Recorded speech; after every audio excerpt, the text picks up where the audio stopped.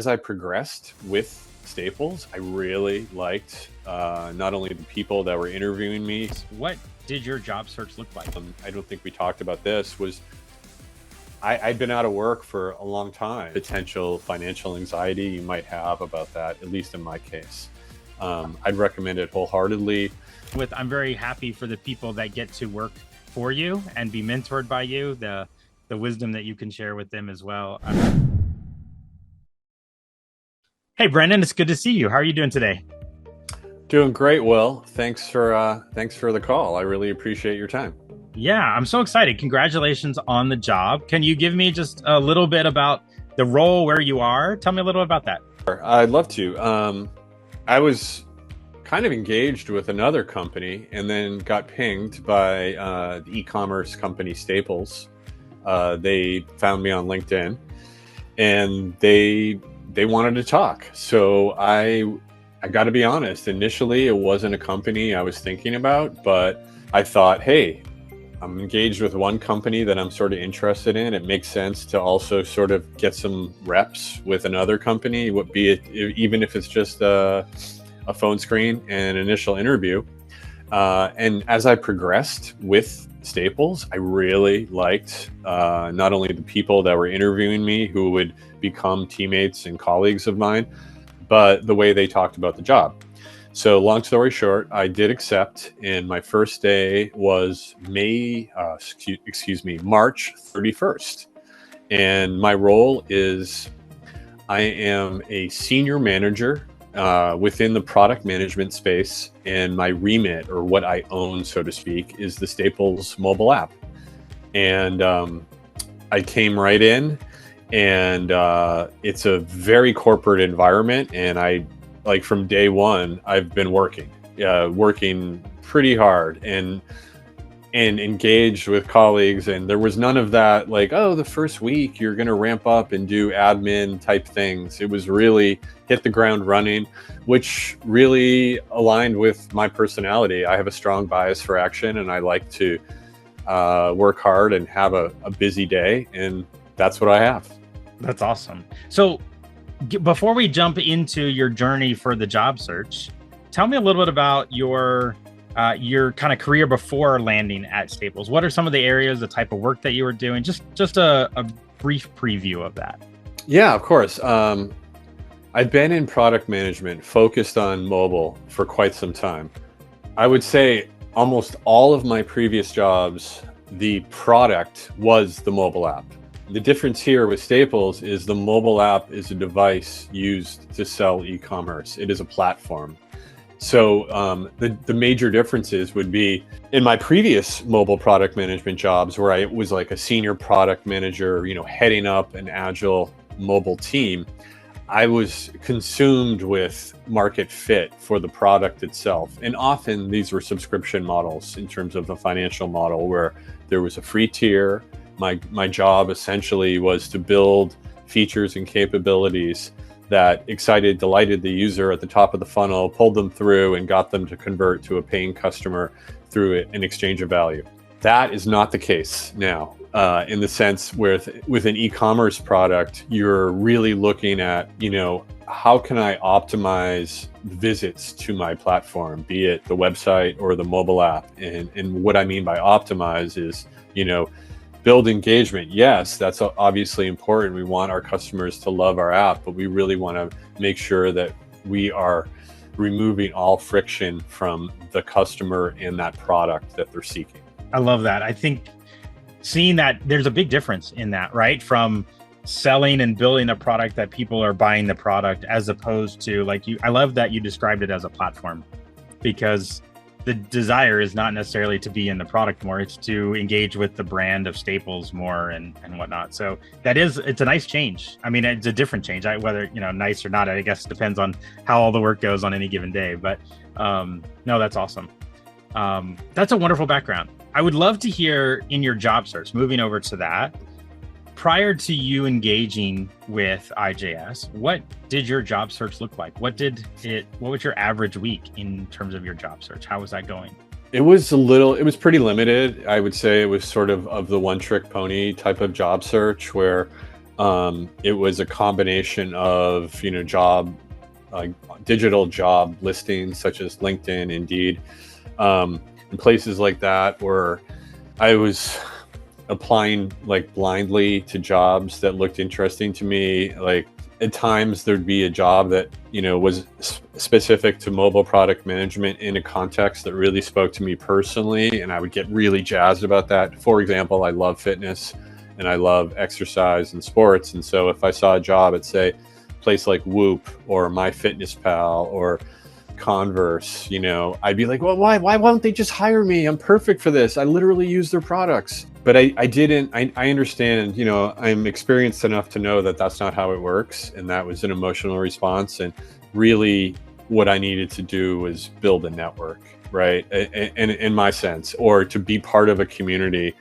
And instead of just sending resumes in blindly, I needed a strategy, right? And that's what IJS and the intentional product management course really laid out for me. So would you say that was maybe some of that greatest struggle that you were having, was to even kind of know how to put that strategy together? Yeah, I think you nailed it. I think there was a time, I've always found myself as a great interviewer. So I kept thinking if I can just get to the interview, and I would be effective in identifying my strengths and how they aligned with the job description, and therefore, sell myself effectively in that interview. And I just couldn't get there. And, to put an exact reason as to why, I think there was like an aggregate of factors. One, like there were so many product managers out of work that it was very competitive. And I think, I don't have any data to back this up, but I think I was wearing like a suit of desperation, as well. I think, it had been a while for me. I don't think we talked about this, was I'd been out of work for a long time. And I think you start to wear that after a while. Even if people aren't talking to you or seeing you, it might come through in your writing. And again, I can't put any data across on this, but when I started being more intentional, about my job search, in other words, things, I know I'm jumping ahead a little bit, but things like tell me about yourself and having a narrative and a story to talk about my experience, one, made it much easier for the recipient to understand my background. And two, it gave me so much more confidence to engage in these initial screenings and calls, that I showed up in a much better way, not wearing that suit of desperation, so to speak. I love the way that you described that. I think that we have students in the program who, I was meeting with one earlier who was talking about the first week or two was really feeling a sense of imposter syndrome.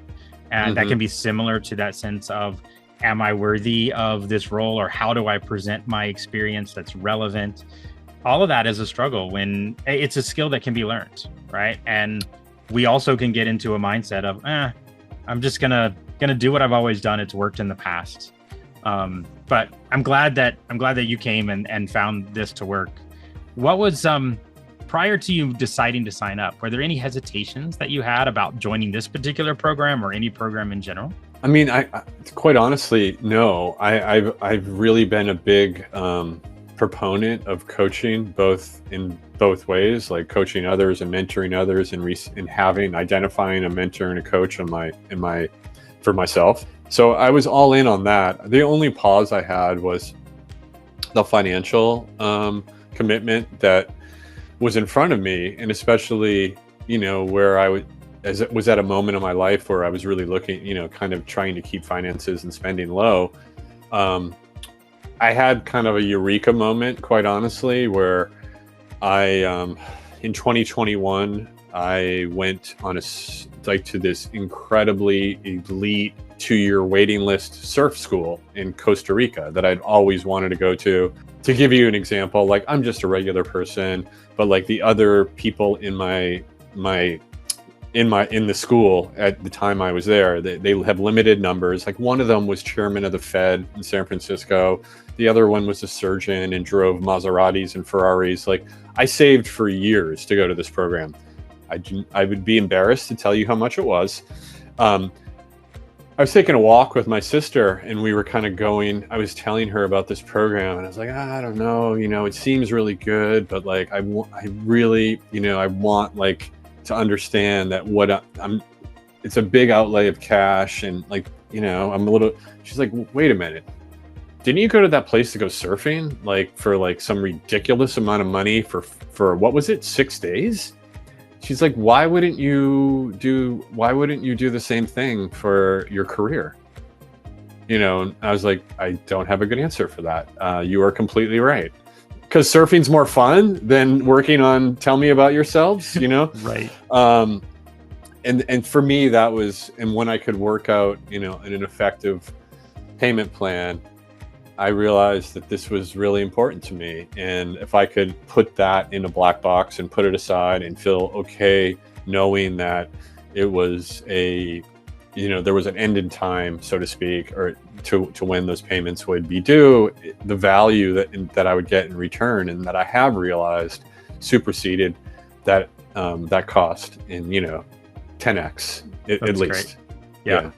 No, that's wonderful. And when next time you talk to your sister, tell her that we said thank you, because that's sometimes we need that feedback from someone to be like, hey, where are we going to invest in yourself? And I do believe that, and you talk about mentorship of both others and of yourself. I think one of the greatest investments we can all make is in our own growth. And that's true even as someone who's in their upper 40s, to feel like I'm not done investing in myself, and I'm not done investing in others, right? There's value in all of those things. And so I'm glad that you got that opportunity. You decided to say yes. So let's jump into, you're in the program. You've gotten over the hump. Your good walk with your sister got you there. Now that you're in, what was sort of your first big aha moment when you dove into some of the work in the program? I think there were a couple, but I think working on my clarity statement initially, which is obviously one of the first things you do in the program, the format of like future projecting, like where you are, like close your eyes, where do you imagine yourself, like no guardrails.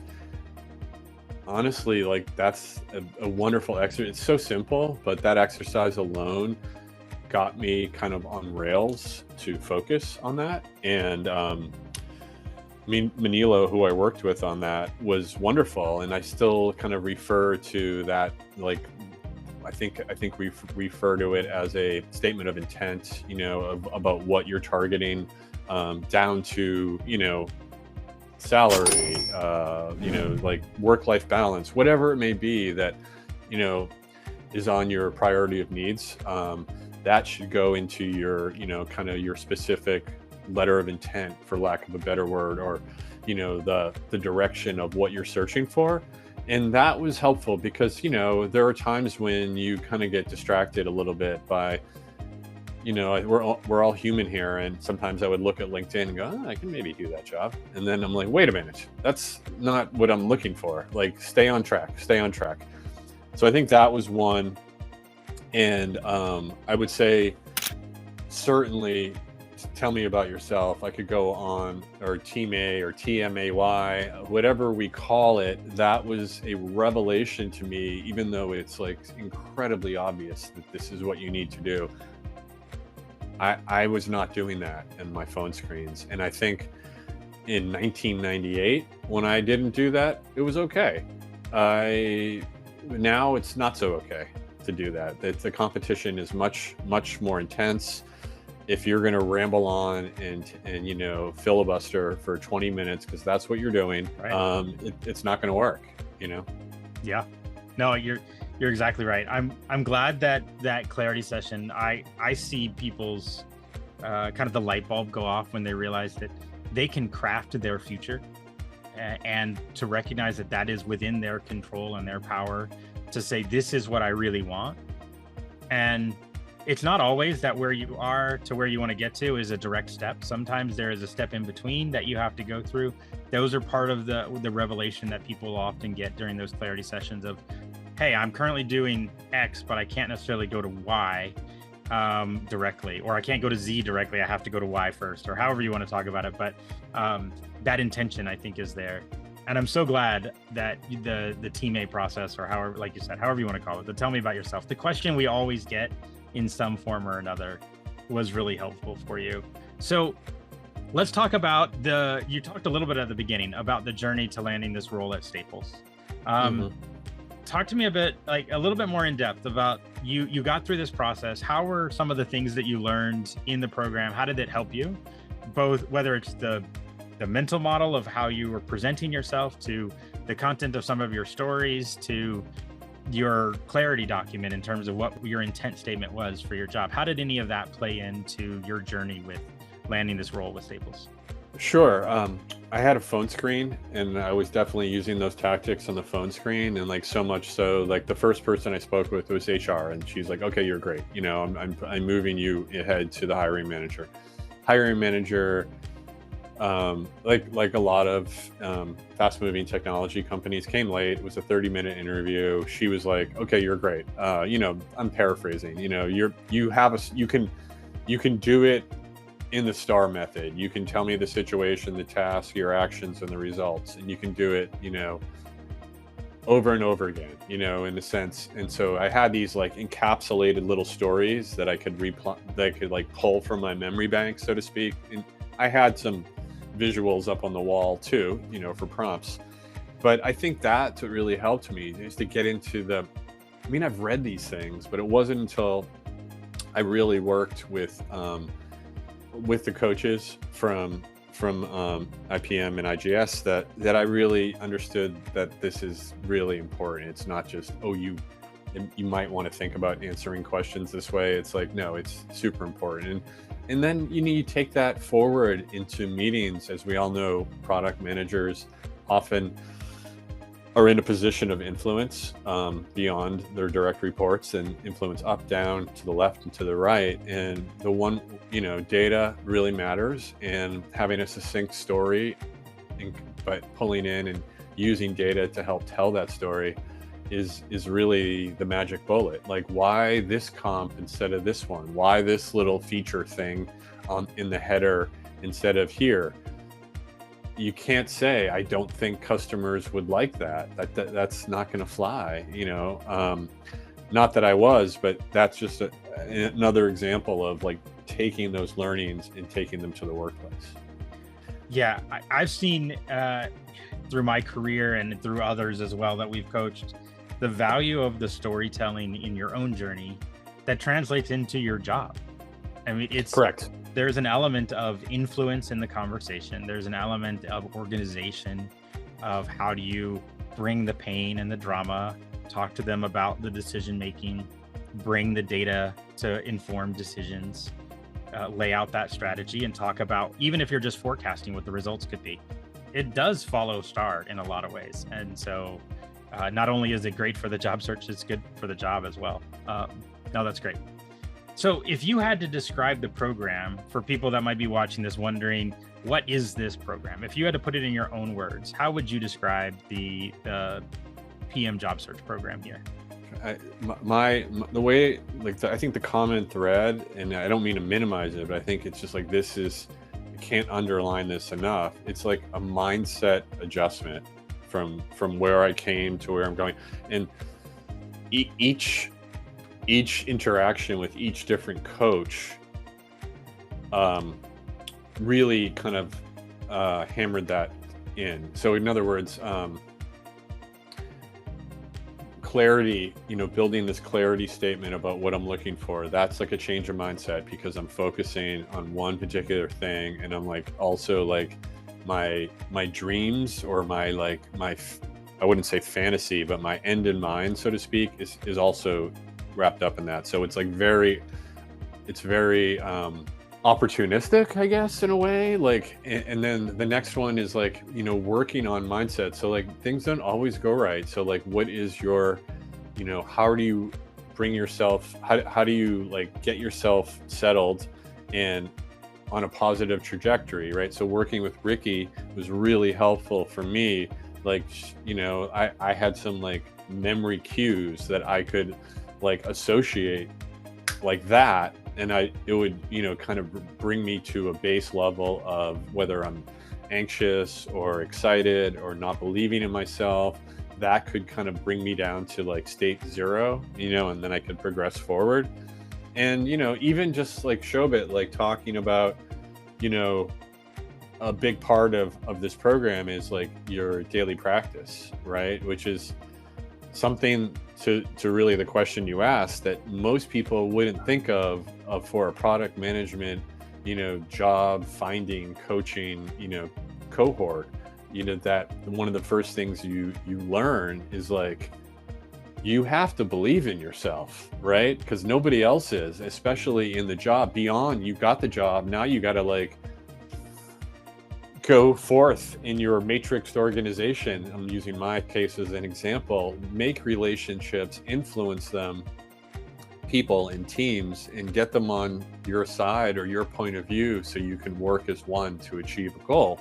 And having the right mindset is important. So for me, the through line through the program, it showed up in different ways at different like points or kind of nodes of the program, but it was all about this like positive mindset and self-belief. I love that you call that out. It's one of the things that Tom, one of our success coaches, he and I talk frequently about. I think sometimes we under position ourselves the value of both the mindset and the community piece, and they're intertwined because we also involve in some of that community time, the opportunities to celebrate with each other. I tell people often that connecting with the community, there will be people that will be there when they're having a down day and you get to be their cheerleader. And then there's an opportunity to do the reverse when you're having a down day, and you'll find these people that you didn't know before who are there celebrating you, helping hold you up when you're having a bad day, when the call didn't go through, when Converse didn't follow up and you didn't get that dream job that you thought you wanted. And they can say, you know what, hang in there. You've got great skills. You're going to do great. When you get to the right place, it's going to happen. That's one of the things that I think it's hard for people to see outside, but when it's inside, you're able to see and witness it and be a part of it. And it's really powerful. It's really powerful. So two last questions for just two more before we wrap up. But one of them is, if you were to think about who would be perfect for this. Some people think what stage of product are you in? But for you, when you think about who is this great for, how would you describe sort of the situation they're in, or who would really benefit from this type of program? Could be wrong, but I feel like the biggest benefit is for someone's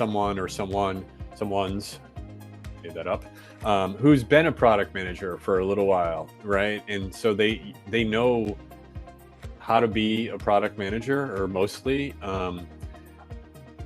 but the rest of the like promotion, product manager in a different type of org, in a different type of role, like that's super opaque, right? And so I think it would be for someone who maybe has been a product manager for a couple years or even a year, and is curious about moving to a different organization or a different team. Like maybe like a lot of product managers, or at least ones in my life, sometimes get promoted from different orgs within their company into product management. So they know how to do product management this way, right? And they don't understand like what like that universal skill set is needed, like AKA storytelling and a narrative, and being able to like kind of put a wrapper on those hard skills that they may already have. So I guess like title wise, maybe like anyone from, I can't speak to the upper levels of product management, but I assume that there's going to be a benefit for them too. I think along the way, we all get kind of stalled. Like, what do we love? Like what do we love about product? What I love is like you have a foot in the business and you have a foot in engineering. So another way is strategy and execution. It keeps you busy. It keeps things fresh. I think a lot of people really like that. And I think at the different tiers of product management, those percentages change. And for me, it was very helpful to understand that and be able to ask people within the program, hey, I'd like to be a director someday. At least I think I would. What kind of core competencies, what do I need to display, and how do I need to, walk into that role in an effective way to do it well? And That was a rambling answer. I hope it makes sense to you. But yeah, I mean, I guess what my point being is like, I don't think anyone who's like, I want to be a product manager, I've never done it before, would be awesome for this program. I could be wrong, but I think it would be good that they at least understand or have some reps in agile product management before they came to the program. Yeah, no, that's great. You're absolutely, it makes sense to me if that helps. So Okay. that totally worked.